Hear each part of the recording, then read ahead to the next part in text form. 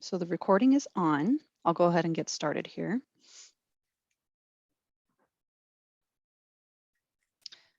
Hi, everyone. Welcome to today's webinar. My name is Jackie, and I'm with the New Mexico Small Business Development Center. Today, we have Joni Griffin joining us. If you want to go to the next slide, Joni, who is a SCORE certified mentor, has a degree in journalism, and is the founder and CEO of an integrated communications firm in New Mexico. Joni has been actively involved with branding and marketing for tourism organizations throughout the state, nonprofit organizations, and government entities nationwide, and for small to medium-sized businesses. Joni will be presenting today's topic of branding for small businesses. Thank you so much for joining us. And some notes. Go ahead and go to the next slide. Okay, did you want to go through the muting your audio and all that, or? Absolutely. So we will be using the Q&A function to take questions, and we welcome attendee participation. So please don't hesitate to ask us any questions that you have. We will answer questions at the end of the webinar. If you could use your chat function for the questions, we will be sure to get to those.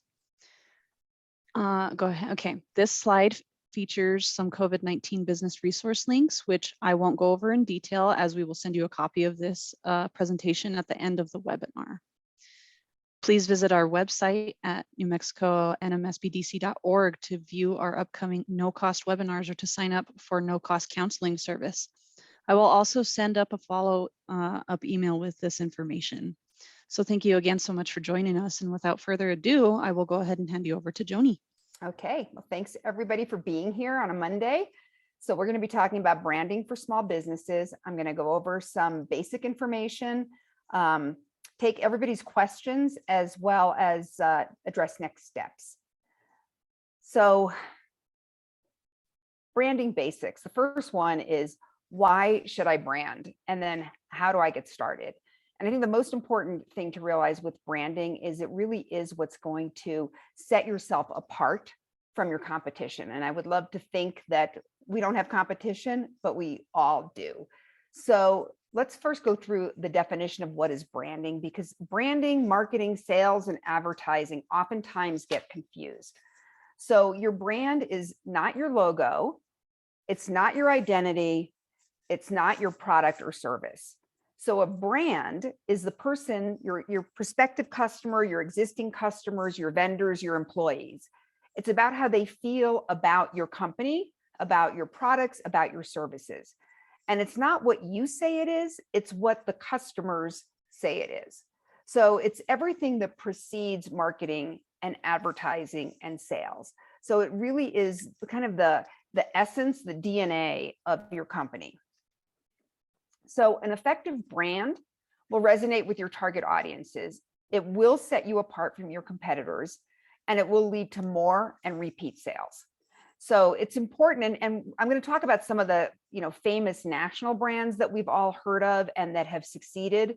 And then you'll always see companies that don't make it. And so it's not necessarily a function of, do you have the best product or service? Because you very well might, but what does the customer say about it? And I just see that there's something in the chat, so I'm just going to pause for a second. That would be me, Joni. All right, sorry. Okay, so let me turn that chat off.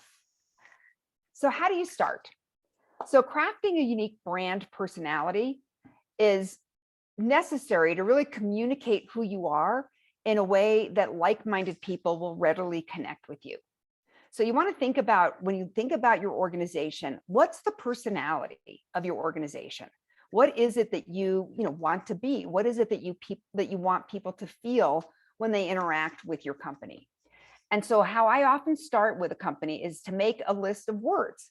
So adjectives that reflect the personality and the tone that you intentionally want to convey. So not necessarily the things that somebody might say that maybe you don't want to convey, but really, who is it that you want to be? What do you want people to feel when they do business with you?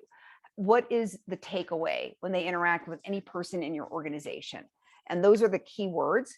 And then you prioritize and group those words until you really come up with what your brand personality is and the tone of your company, crystallized into 3 or 7 adjectives. So to get you started, and don't worry, As Jackie said, you'll get this afterwards, or you can take a picture of the screen. But these are just a variety of different possibilities. None of them are right or wrong, good or bad. It's just really depends. And an example I like to use is clothing. So there's Walmart and there's Nordstrom, and they're probably on two very different ends of the spectrum. They both sell clothing, but they have very different brand personalities. So if you think about, what is Walmart known for? It's known for its reliable, low cost, good value products and services. And then you look at Nordstrom, it's more of a higher end, but a very high touch, high customer service. Both sell clothing, both do basically the same thing, but have very different brand essence. So professional, do you want to be the most professional, whatever, in your industry? Or do you want to be known as being friendly? I've worked with a lot of tourism organizations that want to be the most friendly, welcoming city in America, as an example. Do you want to have it be fun? Is that kind of the core essence of doing business with you? Or sophisticated? And again, these aren't either or. Maybe it's creative. So I know we had one woman, Jaylyn, in the beginning said that she works at a construction company. So maybe you want to be known as being the most creative thinkers and the most creative solutions to a construction problem. Could be engaging, could be soulful. So I worked recently with a travel company in New Mexico that really was about soulful vacations. So not just going to great tourism spots, but really having the kinds of travel engagements that touched your soul and your heart. Generous. So maybe you want to be the most generous company in your region. Similarly, totally, this is probably not a product that one would think of, but I worked with a roofing company, and they really wanted to be a company that gives back to the community. So they vowed during COVID to give 10% of all of their profits to a list of nonprofit organizations every year. And so that was, so that's how they set themselves apart. Intelligent. Do you want to be the smartest organization, the brightest, the most unique in your space? So those are some beginnings to think about. The next question then, once you kind of come up with the core essence, is what change do you hope to make? So first one is, who is it that you're going to be targeting? Who is that perfect customer? So on the demographics, age, sex, income level, where do they live? Are you only doing business in Santa Fe? Are you only doing business in New Mexico? Are you only doing business in the Southwest, in the US, in the world? So really identifying who are those people that you need to resonate with. Psychographics is what motivates them to buy. So again, let's go back to the Nordstrom Walmart example. So on a Walmart shopper, they were looking for a bargain. So that's going to be the thing that's going to motivate them. They want it easy, they want it reliable, they want it inexpensive. Nordstrom, the psychographic of a Nordstrom shopper is probably more somebody who really wants to have a whole shopping experience. They want to have a personal shopper guide them. They want to have somebody who's going to know everything about them, what size they wear, what type of shoes they like, what colors they like. And they're going to have that personal shopping experience where their personal shopper is going to say, hey, we found the perfect sweater for you. It's your color, it's your size, it's the materials you love. Very different motivation of what is going to motivate those customers to buy. What do they believe? So you want to look at when you look at your customer base and the customer base you want to attract. What are those things that drive those people? What do they stand for? All this starts to put together the essence of your brand. So in defining your audience, you want to look at the why. I don't have this in the presentation, but I would request that everybody Google Simon Sinek, S-I-N-E-K, his TED Talk. He does a very fabulous TED Talk talking about the why of a company versus the what and the how. So I'll give some examples here. And your why is really the essence of your brand. So I'm just going to pick on the construction company since I know that that's what you do, Jaylyn. So a construction company builds buildings. If you're a commercial construction, I actually don't know what type of construction, but we'll pretend it's buildings for now. So you build buildings. Okay, well, so does every other construction company. And oftentimes when you meet people, you meet people at a dinner party or at a cocktail party or at an event, and you say, what do? That's the first thing people are going to say. Oh, I'm in construction. I build buildings. Oh, really? How do you do that? Well, we have a team of blah, blah, blah, and we specialize in this, this, and this. That doesn't get to the essence of who you are and why you do what you do.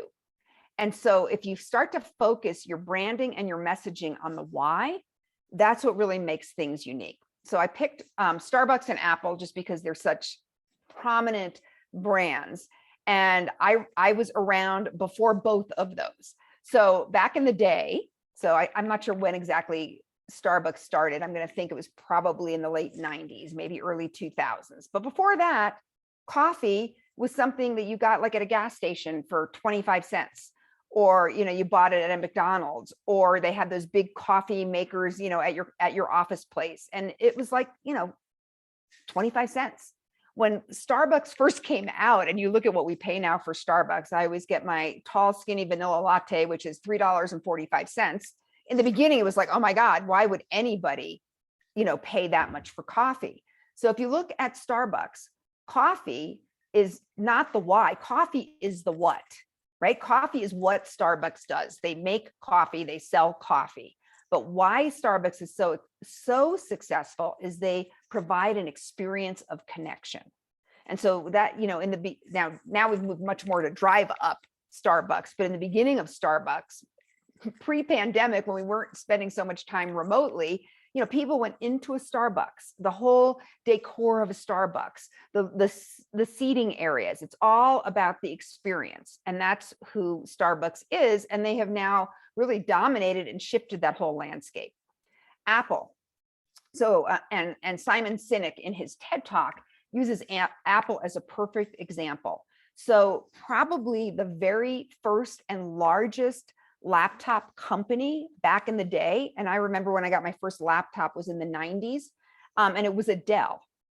And Dell computers, were kind of the biggest computer company at the time.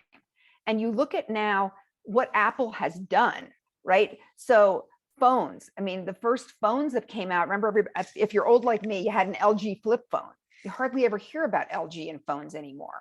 So when you look at what Apple does, it's computers and phones. They sell computers and phones.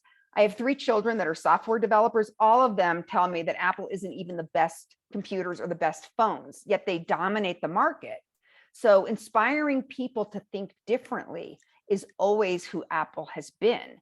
And you look at the whole Apple experience, and that brand is carried across everything, from their logo to the experience you have when you walk into a store, to the way that you're treated, to simplicity of the various products that they have. Very, very different experience. So as you're looking to develop your brand, you really want to get to that brand essence. Why? Why is it that you do what you do? That becomes what you promote. So as an example, with my company, we're a marketing firm. There's a gazillion marketing firms in the country, in New Mexico. How we've set ourselves apart is our tagline. Now our name is Sunny 505, which is, the sun. So our tagline is RISE, which stands for, the R is results, the I is innovate, the S is strategy, and the E is exceed expectations. And that's our DNA. And that's everything that we do ladders up to that tagline for us, which is RISE. So if it's not going to be those 4 things, then we're not going to do it. So that's really, so as you get into this process, the more you can distinguish yourself by the essence of who you are, like a Starbucks, like an Apple, that is what has you succeed. And I hope that's starting to make sense. So what do you stand for? So, so you're going to start off with the list of adjectives, then you're going to really look at the why. And again, I wanted to say there is no right or wrong to this. So it's not like, oh, you have to go this route, or it's the wrong way to do it, or you have to go that way. So let's just look at Walmart and Nordstrom again. Both great stores, both great brands, very different DNA, and they're both successful in their own right. So you want to look at the list of values and prioritize and group them, and then whittle them down to less, and write a short sentence for each one that expresses what they mean to you. And here's a list of possible ones. Again, this is not voluminous and it's not the end all be all, But, you know, as you start to think about things, what values are really critical for you and your business? So integrity, I put that first because that's the most important to me. So in my business, you will do what you say when you said you will do it. I mean, I am like ruthless about that. And when people do business with us, that's what they know. They can go to the bank on, if we told you we're going to have you that brochure at 5 o'clock on Wednesday, by God, you're going to have that brochure at 5 o'clock on Wednesday. And back to our construction firm, Jalen, it's, you know, having done business with a lot of construction people, boy, if more construction companies had that, they would be that much more successful just by showing up. Respect, you know, is that one that you really want to have, that every single person is respected? Your team members, your vendors, your clients, everybody that you touch is treated with respect. Innovation. Perhaps you're the company that is always going to be innovating. You're always going to bring a new solution. Teamwork, excellence, customer focus, trust, diversity, accountability, openness, quality. Are you offering the highest quality of whatever's available in your industry? Honesty, passion, safety, community, service, collaboration, responsibility. I love companies that take responsibility because things don't always go according to plan. And I have a lot of space for people, you know, so let's just say the brochure at 5 o'clock and then, oh my God, the printer dies and I can't get it done by then. Somebody who would call me at 3 o'clock and say, look, I promised you I was going to have this at 5 and our printer just went down. I'm going to have it to you at 9 o'clock tomorrow morning, no matter what. So if you're that kind of company, are you a people company? Are you a commitment company where you set high commitments and you follow through? Dependability, reliability, loyalty, open-mindedness, consistency, efficiency. So again, these are just some possible ones. And so, you know, the assignment here would be to really sit down and look at what values are those for you, prioritize them, group them, whittle them down to just a few, write a short sentence about that. That starts to become the DNA of your brand. And then what is your brand promise? So what do you deliver that is unique to your business? Now, this takes some thinking because, again, back to Nordstrom and Walmart, they both do clothes. What is it that you deliver that nobody else in your industry does? So on the Walmart side, it's the guaranteed lowest price. On the Nordstrom side, it's the guaranteed, customized, personal shopping experience.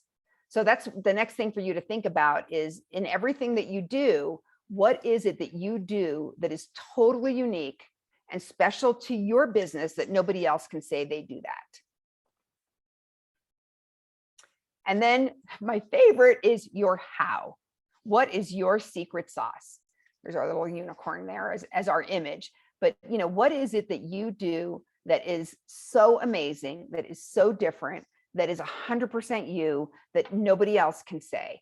And we all have that, and it takes some really digging to look at that, but that becomes really who you are, what your brand is, and what's going to have you thrive. Okay, so that exercise, which is a lot of slides in a short period of time, realistically is probably going to take you a few weeks to really sit down and spend some time, you know, with your team, with your trusted advisors to really come up with the DNA of your company. And then when you do, you want to incorporate that across all customer touch points.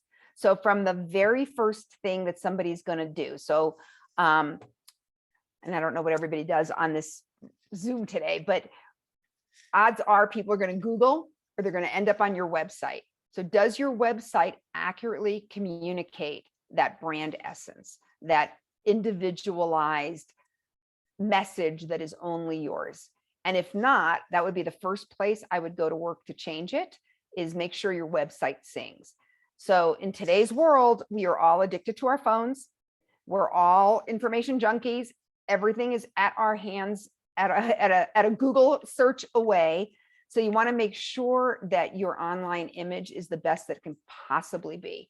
And if it's not, you know, either do it yourself or hire somebody who can really help you get that image across. Then it's got to be across every touch point. So the next thing that's going to happen is probably somebody's going to make a phone call. The person who answers the phones, the voicemail messages, are they consistent with your brand? Your signage, your office. Does your office represent who you are?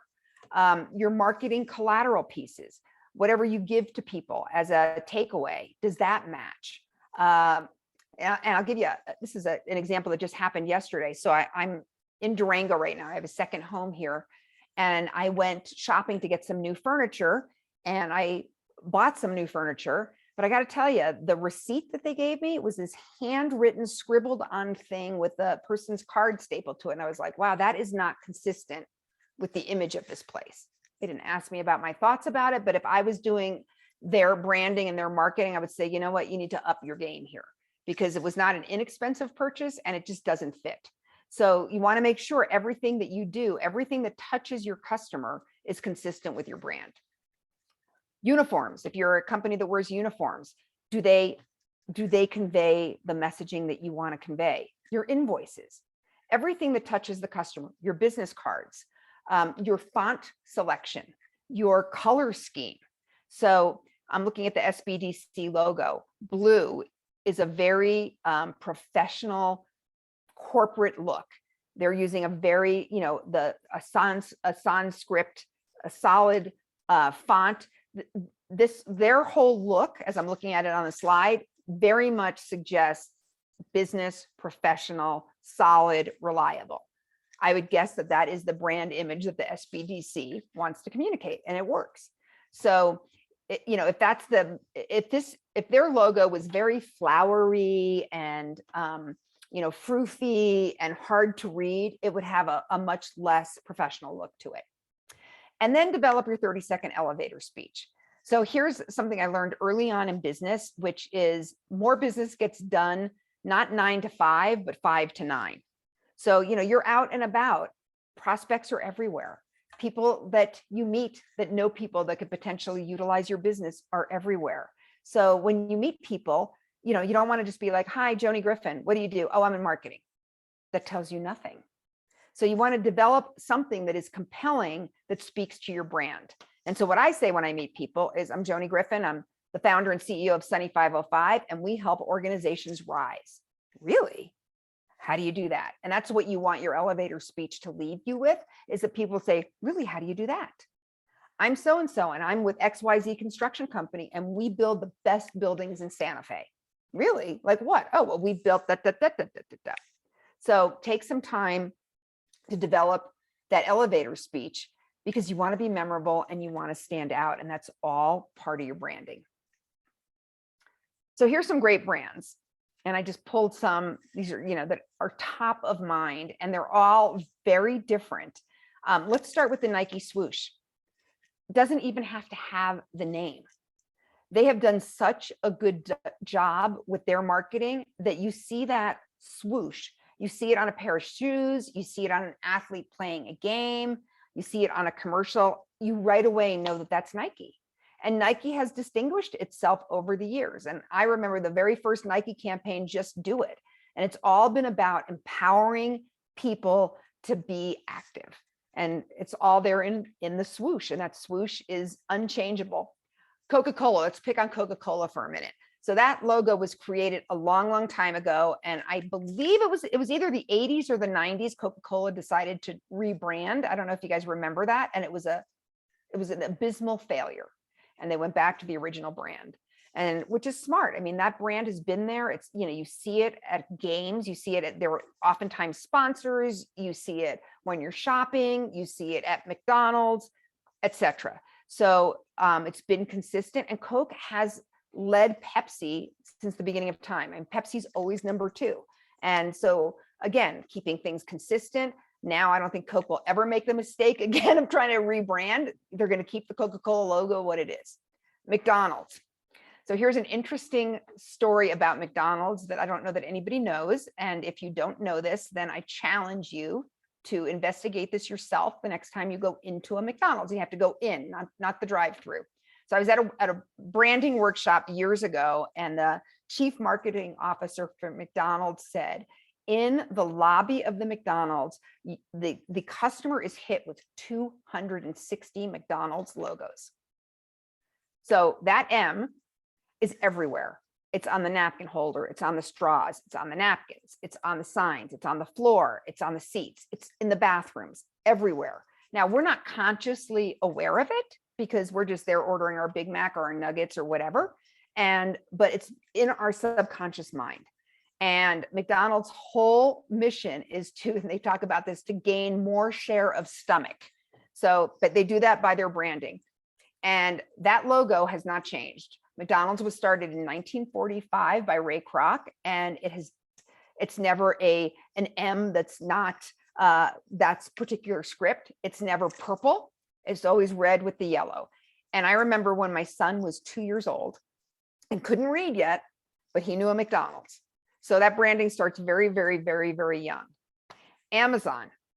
And Amazon has been another huge success story. So Amazon started in the 2000s as a bookseller, as an online bookseller, and that's all they did. Now, look at Amazon today. You can buy everything on Amazon. And in the pandemic, Amazon sales have shot through the roof. Amazon now has huge distribution centers here in New Mexico, big one in Albuquerque, another one being built in Los Lunas. Amazon has gotten into the streaming TV shows, but their logo remains consistent. I'm seeing tons of Amazon Prime vans all around the city. I'm sure you guys are too. They're blue, but again, the logo is always the same. The branding is always the same. So Amazon now has shifted from being books to Amazon is a hub for anything anybody needs quickly. And, you know, with a Prime membership, you can order it today, and sometimes you get it today or you get it the latest in 2 days. Airbnb, total disruptor to the hospitality industry. So interesting, you know, Airbnb did not exist 20 years ago. Airbnb was founded in 2012 and now is leading over Vrbo and HomeAway and hotel chains. So Airbnb, by branding and their essence has been to have a wide variety of housing choices, you know, not housings per se, but hospitality, vacations, business travel, across the board, all different price points, and easy to do all online. So these are just some, you know, brands that are national that we all know of. We can probably think of some local brands that are really amazing. Meow Wolf is one that comes to mind, you know, I remember when they first started, like, whoever came up with that name, who knew what a Meow Wolf was, but now they're branding around the country and is really, I think, put Santa Fe on the map with a younger demographic just by what's available at Meow Wolf. So the big thing here with all of these national brands, local brands, hopefully your brand as you develop it, is that it doesn't change over time. I like to think of branding as a marriage. Can you get divorced? Absolutely. But you really don't want to. You want to develop your brand, your fonts, your color scheme, and it stays in perpetuity. And the essence of who you are never changes. All right. I did that quicker than I thought I would. So I'm going to stop sharing. Can we, Jackie, can we show people, or how do we want to do the Q&A? Because I really want to much more talk to you guys about what you need. Is that I'm possible, trying to look here. If anyone has any questions, please type them in the chat or yeah, and I would be really interested, Q&A you section. know, on your particulars, you know, your business and what questions you have. And we'll give them just a few minutes here to go ahead and get that information in if anyone has any. And maybe if am I allowed to just pick on people? Can I allow people to talk? I am now allowing people Okay. to go ahead and talk. So Amanda, Becky, Jay Lee, it's not Jay Lynn, sorry, Jay Lee, Kelly, Noah, would love to hear, you know, a little bit about your business and questions that you have.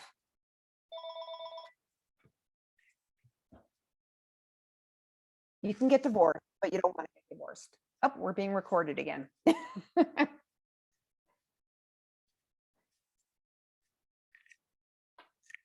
Any other questions? So Noah, just back to you for a second. if you are going to go after the tourism market at all, I would definitely make sure you partner, this would be for everybody too, to partner with organizations that can help promote you. So in Santa Fe, Tourism Santa Fe is a fabulous organization. They have visitor centers around. You'll want to make sure they know about what you're doing so that they can steer people to you. Oh, Kelly's an SBC director. Okay, thanks, Kelly.